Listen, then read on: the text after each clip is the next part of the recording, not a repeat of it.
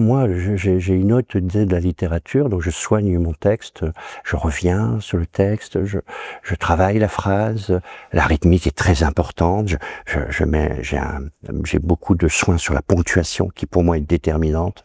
Depuis Hubert Selby, la Exit to Brooklyn, de toute façon, il y a eu avant et après Selby pour moi parce que la respiration du texte passe par la ponctuation. Donc un soin, et ça demande beaucoup de travail.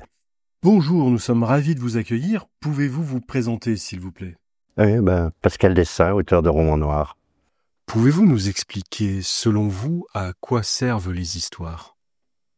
Oh là là, c'est peut-être un moyen de se consoler du mal de l'époque, peut-être. Non, je pense qu'on est des raconteurs d'histoires, c'est inscrit dans nos gènes. Moi, j'en raconte parce que je me suis régalé d'en lire. Quand j'étais adolescent, c'était la distraction majeure à la maison.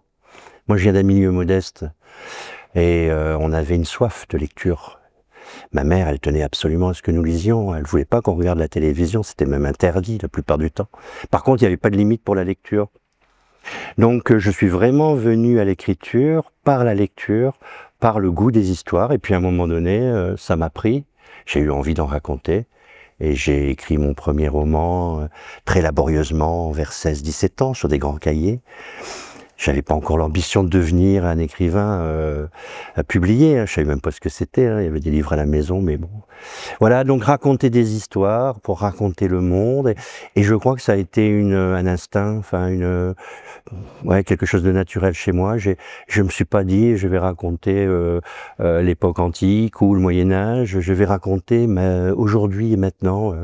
Voilà. Alors j'ai appris plus tard que j'appliquais finalement un précepte de James Thomson, ici et maintenant, qui à mon avis définit bien le roman noir. Ici et maintenant. Comment travaillez-vous sur un roman? Alors c'est très variable. Alors moi j'aime jouer. Quand je commence à me dire je vais raconter une histoire, c'est que je veux m'amuser avec la langue déjà, avec les mots. Je vais chercher une tonalité, une couleur, un rythme. Et le sujet, je dirais qu'il est important, mais il va se mettre en place après la réflexion sur les personnages. Moi, je pars des personnages. J'ai beaucoup appris de Michel Lebrun, qui fut un auteur extrêmement prolifique et qui avait une théorie, c'était celle de la combinatoire, comme il disait. Combiner les choses. Et je pense qu'au départ, si on a une galerie de portraits intéressante, on aura une histoire intéressante. Donc moi je mets en place des personnages qui résonnent avec mes préoccupations, hein, qui sont chargés de moi aussi, chacun, même homme, femme, adolescent, vieillard. Je me transpose, ils sont un peu le reflet disparate de ce que je suis moi-même. Et je me dis tiens, s'ils sont suffisamment forts, suffisamment riches dans leur être profond, mais aussi dans leur vocation, dans l'époque, les faire se rencontrer va créer l'histoire. Voilà, c'est cette combinaison qui va. Voilà. Et pour moi, c'est déterminant. Je peux pas dire que je parte d'un sujet. Ça serait réducteur. C'est pas là où est la littérature. Je pense que la littérature est dans les personnages. On se souvient des personnages et des ambiances plus que des histoires finalement. Quand vous regardez, quand vous pensez à un auteur que vous aimez beaucoup. Je pense par exemple en polar Dave Robichaud, le personnage de Dave Robichaud chez James T. Burke.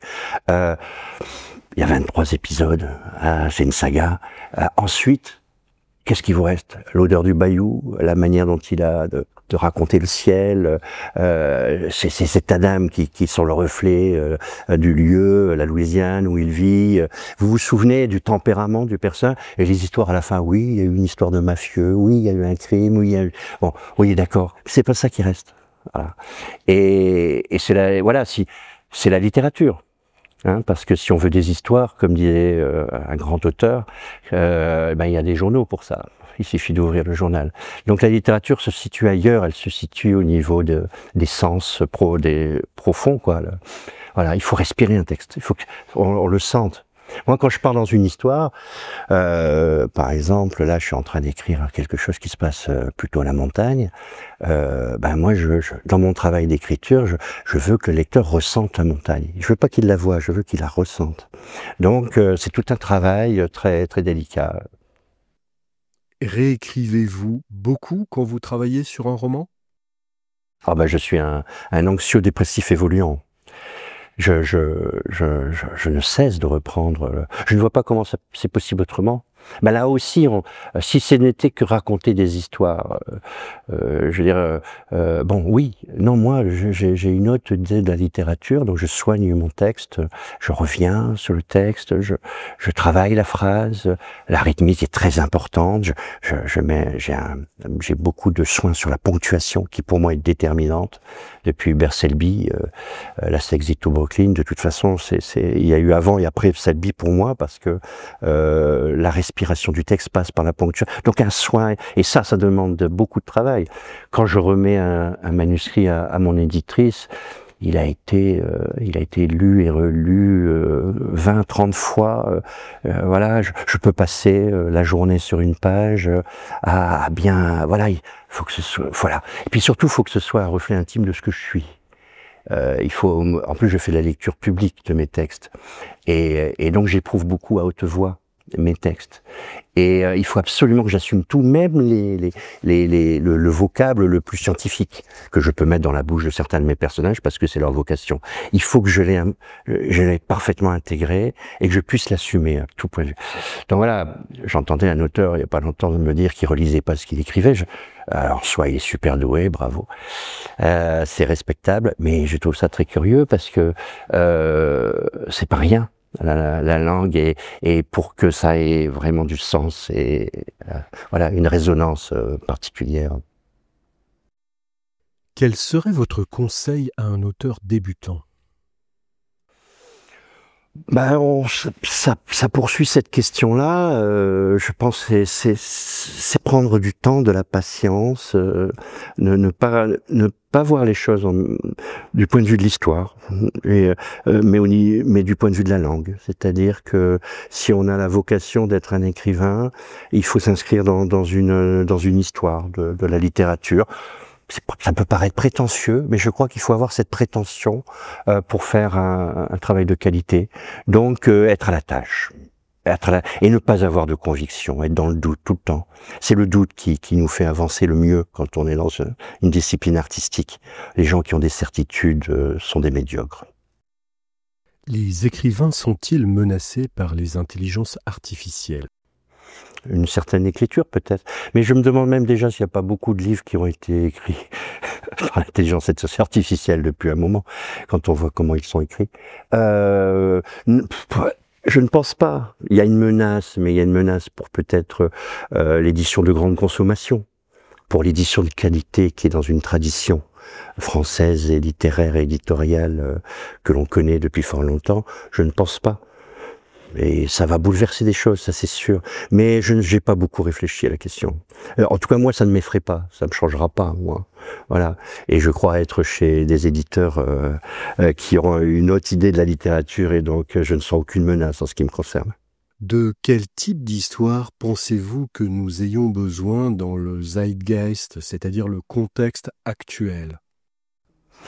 Je pense qu'il faut pas refuser la noirceur du monde, c'est-à-dire qu'il faut la raconter. Faut pas être dans le déni. C'est pour ça que le feel good, moi, je suis assez sceptique. Je crois qu'il faut se coltiner avec la réalité. C'est le devoir d'un auteur contemporain, lucide, citoyen aussi, parce que ça participe de ça. Témoigner du monde. Et puis ensuite, on revient à l'histoire. Il n'est pas question pour nous d'apporter des solutions. Par contre, que nos histoires participent peut-être, en tout cas j'espère, à une prise de conscience. C'est pour ça que moi, mes romans, par exemple, ont cette dimension environnementaliste, où je raconte justement le rapport compliqué entre l'homme et la nature, parce que ça me fait peur, parce que c'est anxiogène, parce que c'est une angoisse partagée. Et je me suis aperçu qu'en racontant ces histoires-là, ça participait à une prise de conscience quelquefois. Et j'ai beaucoup de mes lectrices et lecteurs qui me disent ça nous fait du bien, on se sent moins seul. Voilà. Donc il y a à mon avis ce sens à l'écriture, aux histoires que l'on raconte. Je pense pas qu'on puisse être en dehors du monde. Il faut que l'auteur, l'artiste en général, soit dans le monde. C'est pour moi sa vocation première. Comment voyez-vous l'hybridation des genres narratifs? Alors là, moi, vous avez en face de vous un auteur qui n'a pas de limite, enfin qui s'en donne pas. C'est pour ça que je suis difficile à catégoriser. Je suis en lisière des genres souvent. C'est pour ça que d'ailleurs chez Rivage, j'ai la chance de pouvoir publier des romans noirs qui sont sous l'appellation Rivage Noir, et puis des romans qui ne peuvent pas être qualifiés du genre. Oh, c'est pas une question qui m'intéresse beaucoup. Quand je réfléchis aux motivations qui ont fait que j'ai eu envie de devenir écrivain, la première, je crois, c'est celle d'être libre. Voilà. Et donc, quand je me mets à ma table, à mon clavier, je ne me pose pas la question du genre, même si le genre, c'est dans ma nature, c'est consubstantiel. Mais au départ, c'est par liberté que j'écris, c'est pas pour autre chose. Donc voilà. Après, je sais qu'il y a des transfuges, il y a des tactiques de certains auteurs pour épouser certains genres ou pas. Voilà. Moi, voilà, je sais pas si je réponds précisément à la question, mais enfin, à la vérité, ça m'intéresse pas tellement.